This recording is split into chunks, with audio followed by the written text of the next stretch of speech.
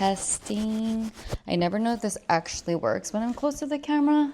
I'm a little bit further so I don't feel like I have to yell, you know what I mean? But I want it to be in like a little bit more of a cozy, comfy space versus like at my desk, try to look all polished and stuff. I wanted to try a little something different today, just because, you know, switching it up is good. I was feeling a little bit stale with the content, or not stale, but I've been working on a lot of business content and I just feel like I haven't really been on the journey of my personal life, at least when I'm making my content. I wanted to give a little bit of a life update with the small business particularly. And it still feels weird sometimes saying business because I'm not a solopreneur because my husband's my partner, but you know, we do different things. Like he's a DJ and I'm a planner and we do it under the same company, but we are doing different things. So it's a little bit hard to say, or it feels a little bit weird to be like, we have a business when we don't have employees or anything like that. We do have a business. Our intention is obviously to grow the business. Today, I kind of wanted to just be in like a comfortable place because there's a lot going on in the world right now. And there always is and there always has been. But of course, there's different levels to just things that are going on. And I think it's important to just talk about it and just put it out there because I know I'm not alone. And it's really hard to focus on the things that I have to do daily when there's so much distraction around me. I'm based in Los Angeles, and I don't know if you know or you've probably heard about all of the protests, and obviously these are going around.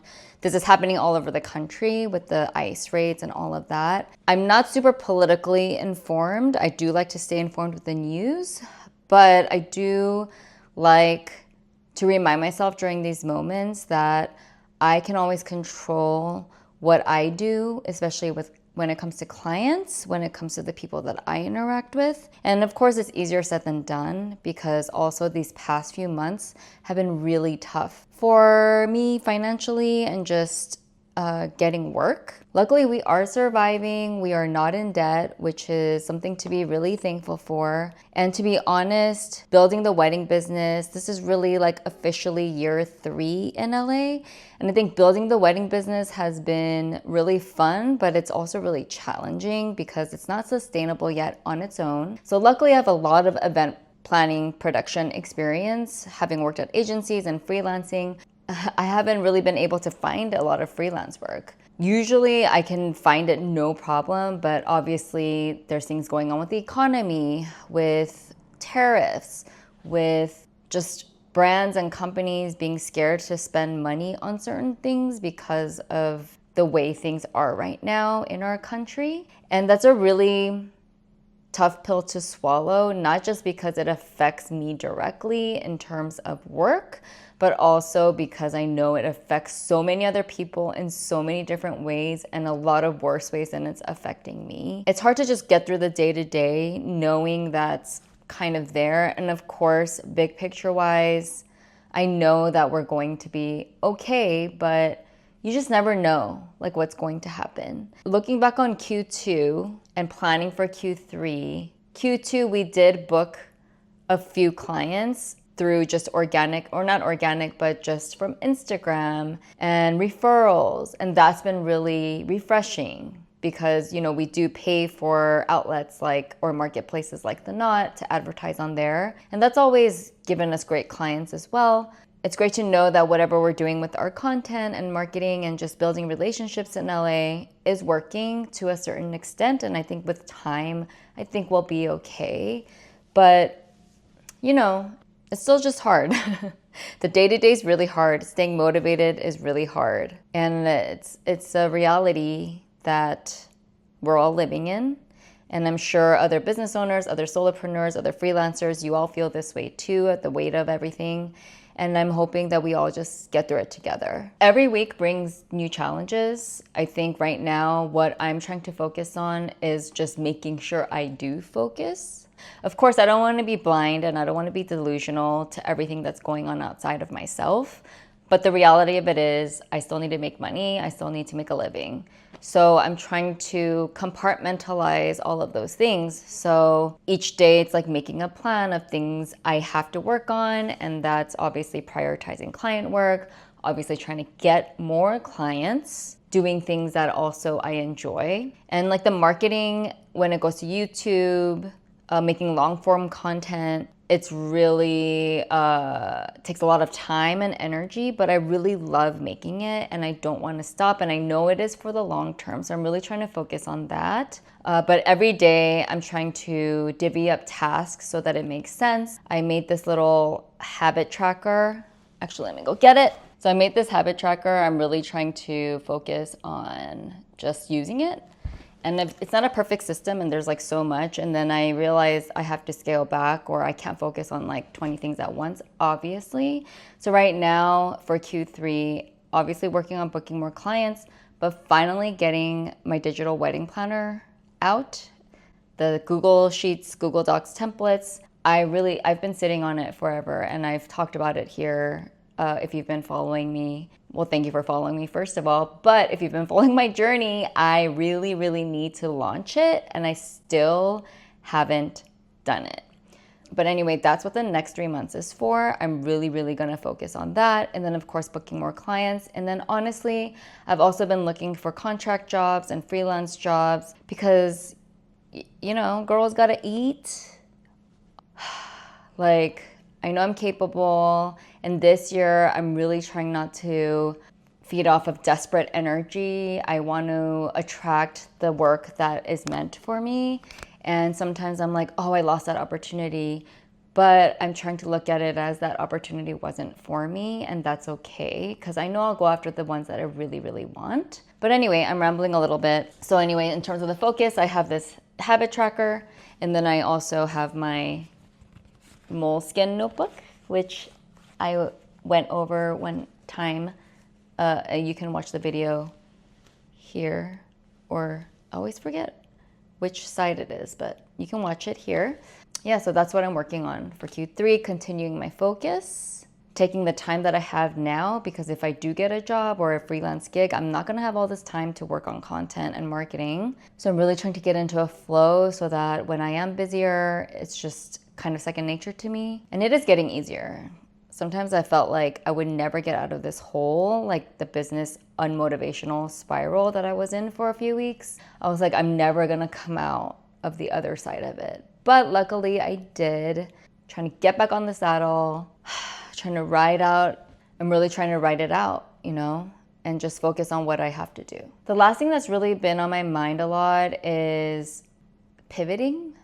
In just creating content, I've been thinking a lot about my ideal customer and how I can speak to them. And it brings me back a lot to why I became a wedding planner and why I want to build a wedding business versus a more robust event planning business, like working with anyone who wants to do an event. If those opportunities come to me and they present themselves, I'm definitely going to go after them. But the reason I want to do weddings, on a personal level, weddings just make me feel happy, helping clients and couples plan their big day and supporting them throughout the whole journey. It really does make me happy, makes me feel like I have a purpose and that I am good at it. And I have experience and I really want to use that experience to help people plan their weddings. Like most people haven't done it. They don't really know what to look for and all of that. I have been thinking a lot about why I became a wedding planner because I really get distracted by a lot of things. So for instance, I'll freelance and I'm like, oh, I would love to do that kind of event. And then I start thinking about who I could reach out to and build relationships with. And my focus has been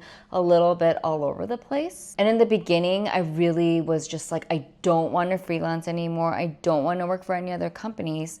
But the reality of it is I still need to make money, so that's okay. And I still have things that I have to learn. Even though I've been planning events for 12 years and more, I still have so much to learn. And instead of being irritated or annoyed by things that I tend to get annoyed by, I want to take each opportunity to learn and to grow and to just be able to contribute my expertise to whatever project that I'm working on. Now, that said, I don't want to say yes to everything. I don't want to be flexible with anything that comes my way. It does have to be like the right time, the right fit, and all of that. I used to really not love freelancing, and I just obviously was putting so much pressure on myself. Like, you got to get your own clients. You got to get your own clients. You got to get your own clients. But I know that with time it will come, and that I will be able to sustain with just our company's clients. And every year, I do also have to look at the fact that every year we are growing, even if it's incremental. Every year we are making more money. Every year we're booking more of our own clients. And,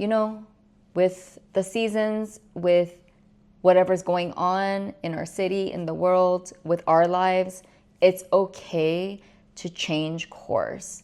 And I think I have really made peace with that, especially in the past few years after it was the pandemic, and then it was just getting back into work. That was such a transition, like getting back to being around people.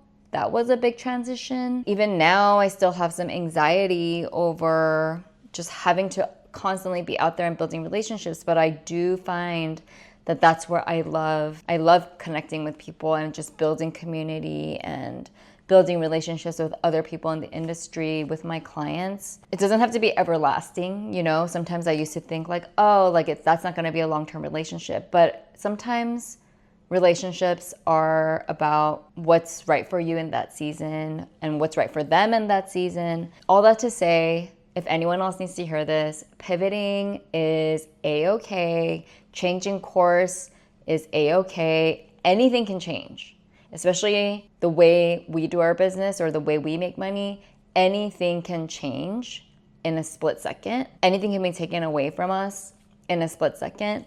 I just want to remind myself of that, because the faster I accept that, the easier it will be for me to go day by day, knowing that things can change in a moment's notice. Even with personal health, anything can happen. So I think it's just important for us to stay nimble, stay flexible, just keep working on the things that we can control, that we want to work on. We're lucky to be able to do that. That's just kind of the state of things right now. I hope as you go into Q3, whether you're a full-time employee, whether you're planning your wedding for this year or next year, whether you're someone in the wedding and events industry, there's just so many unknowns right now. I just want you to know that you're not alone, that I'm not alone, that we're in this together. And even though it may seem bleak a lot of times around us right now, it's gonna be okay. It's gonna be okay. And I just want to leave you with that.